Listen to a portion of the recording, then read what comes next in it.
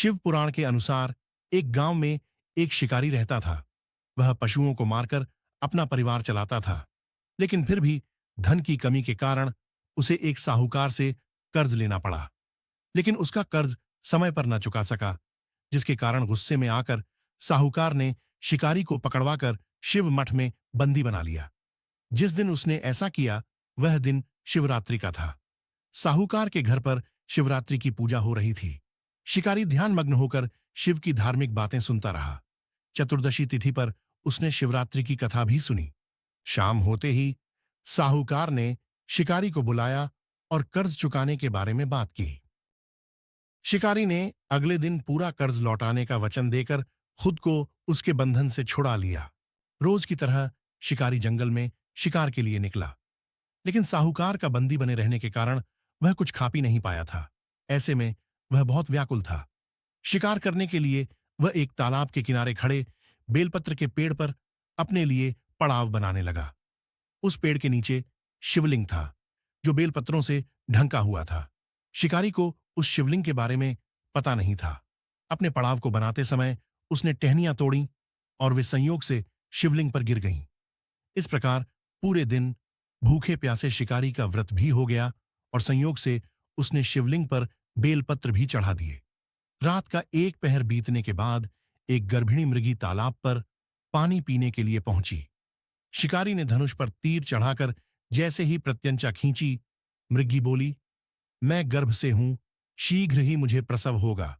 तुम एक साथ दो जीवों की हत्या करोगे, जो ठीक नहीं है।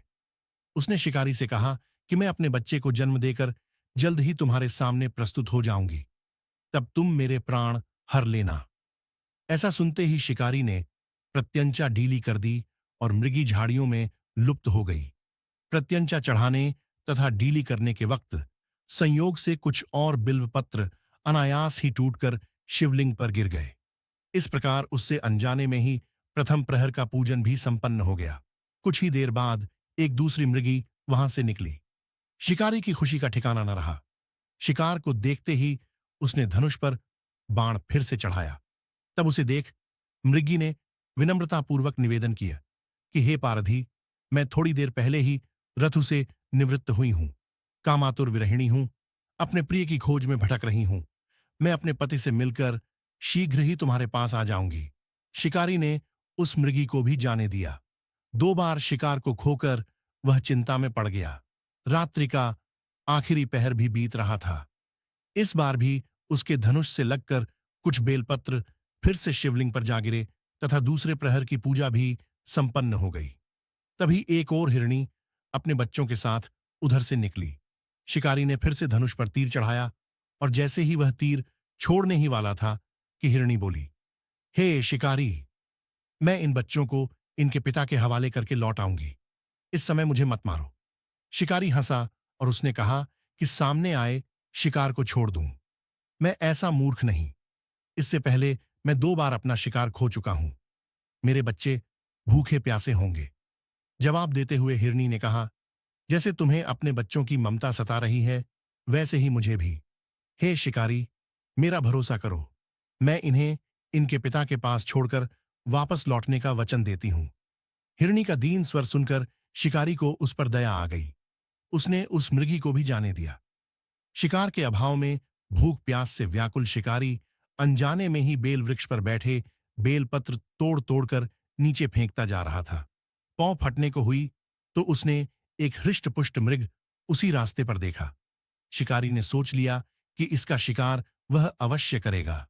शिकारी की तनी प्रत्यंचा देखकर मृग बोला, हे शिकारी, यदि तुमने मुझसे पूर्व आने वाली 3 मृगियों तथा उसके बच्चों को मार डाला है, तो मुझे भी मारने में देरी न करो, ताकि मुझे उनके वियोग में एक क्षण भी दुख न सहना पड़े, क्योंकि मैं उन हिरणियों का पति हूं। यदि तुमने उन्हें जीवन दान दिया है, तो मुझे भी कुछ क्षण का जीवन दे दो। मैं उनसे मिलकर तुम्हारे समक्ष उपस्थित हो जाऊंगा।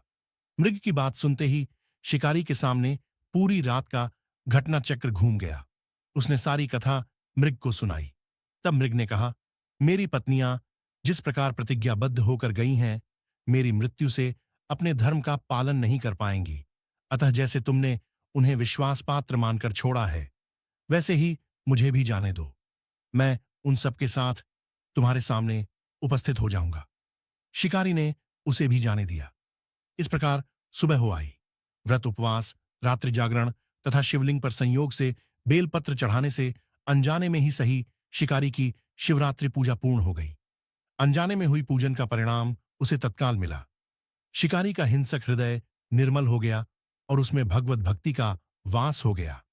थोड़ी ही देर बाद मृग अपने परिवार के साथ शिकारी के पास उपस्थित हो गया ताकि वह उनका शिकार कर सके।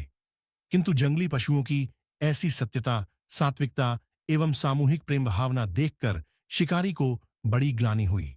उसने मृग परिवार को जाने दिया। अनजाने में शिवरात्रि के व्रत का पालन करने पर भी शिकारी को मोक्ष की प्राप्ति हुई।